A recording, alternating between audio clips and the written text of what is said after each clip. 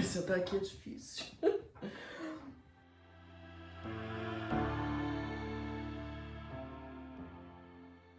Olá, Sinners! Eu sou a Aliciane e a biblioteca está aberta. E hoje a gente vai falar um pouquinho sobre de onde vem esse tal de romantismo, né? Que a gente ouve falar dentro da escola, a gente sabe até as características, a gente fala, olha, foca no sujeito, também tem os ultrarromânticos, o indianismo, e eu te pergunto, ei, veio de onde? De onde surgiu esse negócio aí? Por que as pessoas, de repente, começaram a usar essa estética? E aí você vai falar, vai, sei lá, ninguém nunca me ensinou. Eu vou falar, pois é, titia tá aqui, vamos lá. Então, vamos pensar um pouquinho em história, né? Porque tá tudo conectado, tem que vir de algum lugar. O primeiro romance da história é o Don Quixote de la Mancha, do Miguel de Cervantes. Existem teorias sobre o romance que foi escrito por uma mulher lá na China no século XI, mas eu não vou entrar nesse tópico. Então, o primeiro romance, considerado o primeiro romance da história, é o Don Quixote de la Mancha, Miguel de Cervantes. E ele vai trazer as grandes características que montam o romance e que criam o romantismo. Mas volta.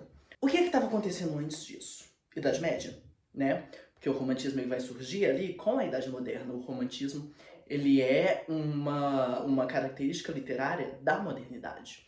Aí você vai falar, tia, isso não é o modernismo que tem a ver com a modernidade? Aí você vai falar, não. Aí você vai falar, mas por quê? Eu vou falar, vai, sei lá. Mas o modernismo é a queda da modernidade, depois a gente vai nisso aí e volta. Então, a gente tinha, antes disso tudo, a Idade Média. O que marcava a Idade Média, que a gente sabe? Igreja, tudo, é porque Deus mandou, o catolicismo tá mandando o negócio tudo. Que eu sou evangélico da Assembleia de Deus do Pastor Raposo. E aí, a gente tinha verdades absolutas, né? Por que as coisas são assim? Porque Deus mandou. A Terra tá no centro, tudo gira em volta dela. E é isso. E aí, se você se comportar bem, se você se comportar igual Deus mandou, que não tem nada a ver com como a igreja, essa instituição econômica e ideológica quer que você se comporte para reprodução de fiéis, mas enfim, volta. Não, você é herege, cara, que loucura. Como você é herege? Você vai pro céu. E aí, se você não se comporta assim, se você é uma drag queen, você vai pro inferno. E tá tudo bem, verdades absolutas. E aí, o que acontece? Vem o Renascimento.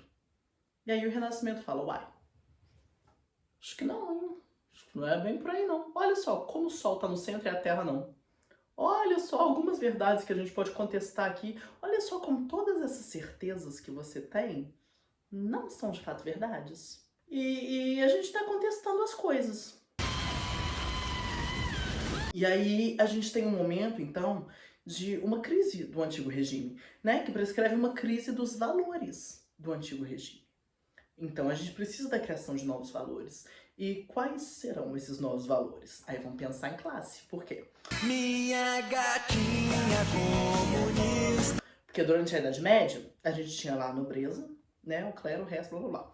E a modernidade também marca a crise da nobreza e a ascensão da burguesia. Bando de burguês safado! Então, com a crise dos valores do Antigo Regime, a gente precisa da instauração dos valores burgueses, que vão ecoar na literatura. Além disso tudo, a gente também tem as expansões marítimas, né, e as forças das grandes potências nacionais. E aí, por isso, um dos grandes traços do romantismo vai ser o nacionalismo.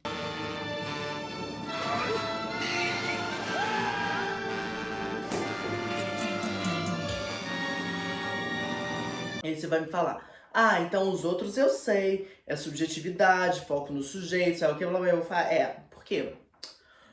Porque tudo que a gente sabia caiu por terra. Tudo que a gente achava que era verdade não é mais, né?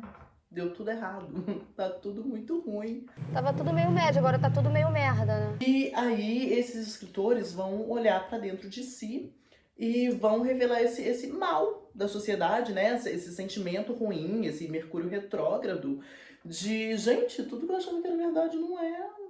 E agora o que eu faço? E agora eu tô muito mal. Então a gente tem uma mudança nos nossos protagonistas. Porque se a gente pensa nas épicas gregas, né, Ilíada, Odisseia, até na epopeia de Gilgamesh, se a gente pensa nos romances de cavalaria, quem eram os protagonistas? Eram os heróis, eram os cavaleiros, eram os fodões. O Miranha! Miranha, melhor super-herói que tem, Miranha! E aí, quem vai ser o protagonista do romance? Vai ser o cara comum.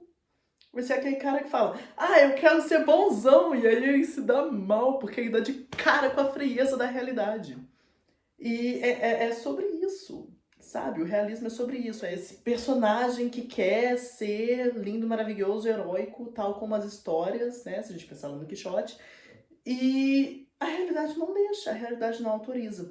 Então, se a gente pensa, por exemplo, na literatura alemã, né, Os Sofrimentos do Jovem Werther, ou se a gente pensa aqui no Brasil, se a gente traz o Triste Fim de Policarpo Quaresma, é sobre essa pessoa comum. Esse vai ser o protagonista do romantismo, essa é a grande mudança que o romantismo promove. Ainda tem algumas outras mudanças que a gente vai falar no próximo vídeo, porque a gente vai usar Don Quixote para discuti-las, mas eu acho que aqui, o que eu quero que você tire dessa aula aqui, fica com a tia, é que uma das grandes mudanças do romantismo foi que agora o protagonista é uma pessoa. Pessoa igual a gente. Não é um herói, não é uma pessoa que vai transcender, não é um cavaleiro, não é um fodão. É só um. E é aí que tá o ponto do romantismo. E aí você vai falar, uai, tia Alice, mas e depois? Porque aí cai, né? Aí vem o realismo e depois a gente tem aqui no Brasil o pré-modernismo, mas cai, né? Eu vou falar, uai, pensa com a tia. Vamos pensar num texto realista, né? O Machado de Assis, lá quando ele escreve Memórias Póstumas de Brás Cubas.